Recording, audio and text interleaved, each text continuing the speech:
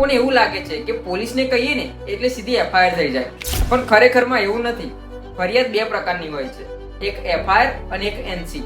તો સમજો કે એફઆઈઆર અને એનસી વચ્ચે શું ફરક છે? એફઆઈઆર એટલે શું? એફઆઈઆર એટલે મોટી ફરિયાદ જેમાં પોલીસ તરત જ કામ લઈ શકે છે, એટલે તપાસ કરી શકે છે અને તે કેસ સંબંધિત કોઈ પણ પૂછપરછ તમને કરી શકે છે.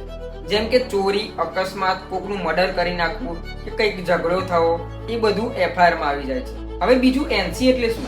એનસી એટલે એક નાની ફરિયાદ જેમાં પોલીસ તરત જ કોઈને પકડી નથી શકતી. જેમ કે ધમકી દેવી, નાનો ઝઘડો હોય કે પછી ગાળો ગપાળો કરવો, એ બધું એનસી માં સમાવેશ થાય છે. હવે વાત એવી આવે કે એફઆઈઆર છે કે એનસી, એ નક્કી કોણ કરશે? તો જ્યારે તમે પોલીસ સ્ટેશનમાં ફરિયાદ લખાવા જાઓ ત્યારે પોલીસ કર્મચારી તમારી ફરિયાદ સાંભળશે. તો પોલીસ તમારી વાત સાંભળીને નક્કી કરશે કે આ કેસ મોટો છે કે નાનો.